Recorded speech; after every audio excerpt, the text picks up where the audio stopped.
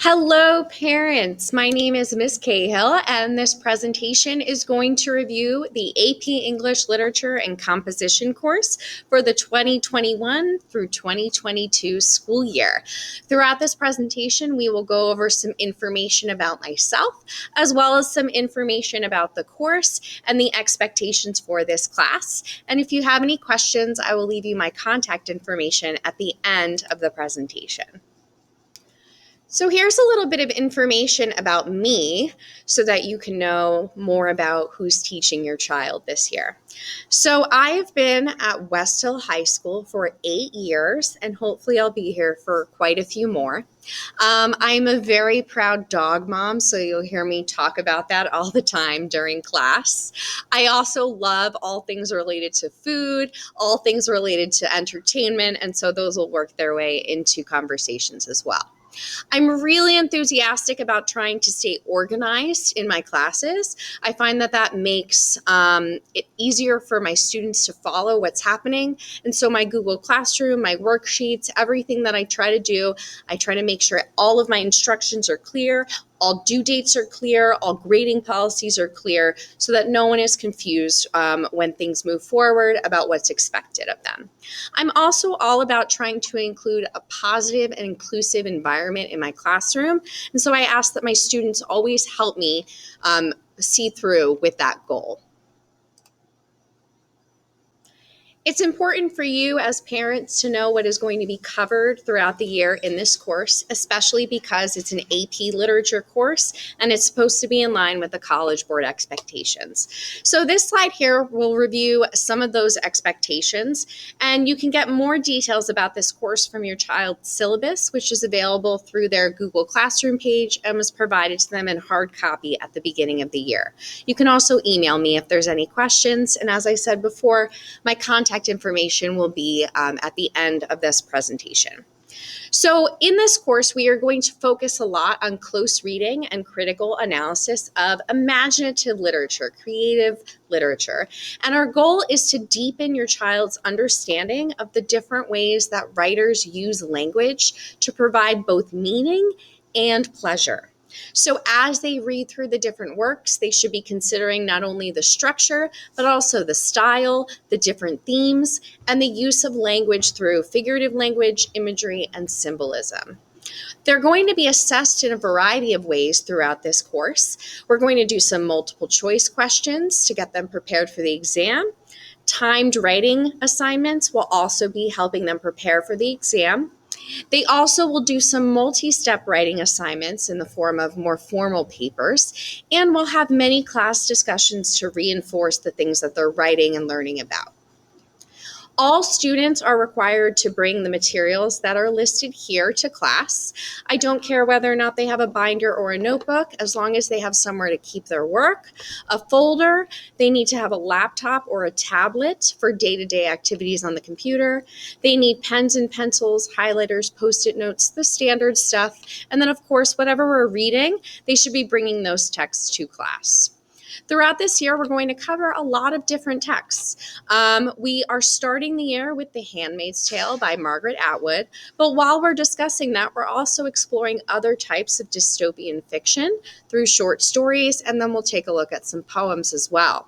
We may also read Invisible Man by Ralph Ellison, Hamlet by William Shakespeare, Frankenstein by Mary Shelley, The Picture of Dorian Gray by Oscar Wilde, Giovanni's Room by James Baldwin. We'll look at other short story selections, and we'll read selections of poetry as well to make sure that they are going to be prepared for the exam. The grading for this course is on this slide here, and grading is broken into two categories. There are formative assessments, which are the day-to-day activities that your child does during class with their learning in progress, and summative assessments, which come toward the end of a unit where they're being tested on their learning in some way. There are some examples of different types of assignments just to help you conceptualize what these different categories mean. Formative assessments make up 30% of their overall grade, and summative assessments make up 70% of their overall grade. As far as formative assessments go, all work is graded using a holistic rubric. And I do take late work, but I only accept it if we haven't moved on from that content.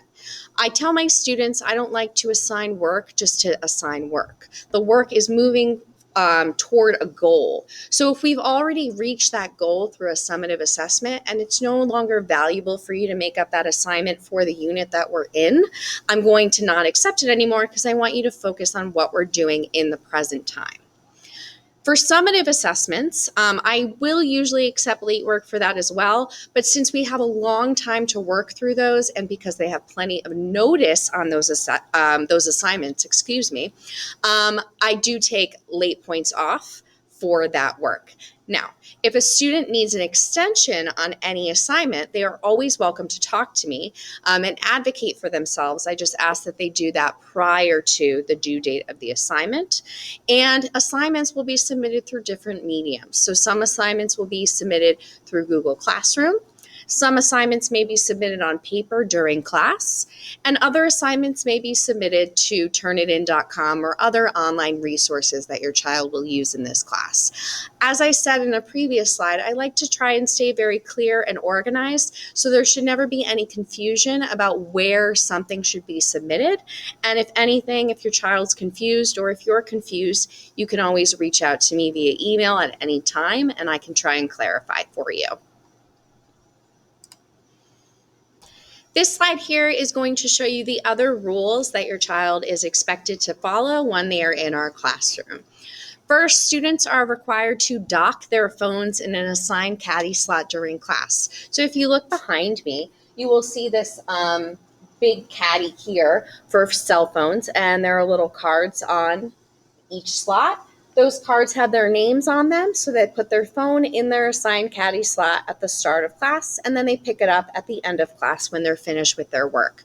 The reason for doing that is to minimize distractions with the phones. They have most things that they need on the computer, so there's really no reason for the cell phone in the classroom. That being said, if there's some kind of an emergency and your child needs to keep their phone on their person, all they have to do is let me know, and then they can keep it, and I'll make a little note to not dock them points for that. The reward for putting their phones in the caddy every single day without needing to be reminded personally is a few extra points at the end of the quarter, which is always nice. Students are also expected to arrive to class on time every single day, and of course, they should be prepared. So if your child is going to be late to class, they should be bringing a pass from wherever they're coming from. If they're absent, they should be documenting that using the appropriate form provided by our Dean of Students, Mr. Pasmino. And if they need to stay home because of quarantine, either they were suffering from COVID themselves, or perhaps they were exposed and are waiting for testing to come back, I can live stream our class for them from home if they're well enough to participate, or they can participate through Google Classroom. If your child needs to be out for a quarantine, I just ask that they reach out to me, let me know what's going on, so that we can work out a plan that works for both of us.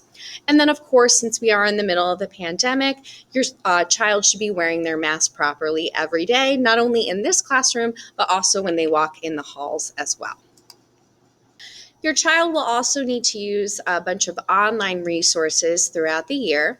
One of those resources is a website that I created, and there they'll have links to audiobooks and other supporting materials for the different texts that we read, as well as some information about curriculum and such.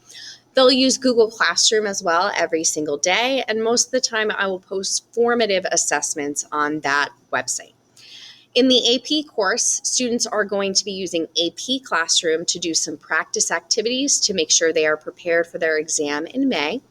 They'll also be submitting longer works to turnitin.com, like papers or projects. And that's a plagiarism detector just to make sure that they are maintaining their academic integrity. Finally, PowerSchool is important not only for your child, but also for you to have access to. All of the grades will be posted on PowerSchool. I usually update grades at least every 2 weeks, but Honestly, I usually do it every other day or every few days, unless we're working on something that doesn't have updates that often. So you should expect to see updates pretty regularly. If you're not on PowerSchool yet and you need some help with that, you can contact Miss Letson, who is our technology support specialist, and her email is on this slide here.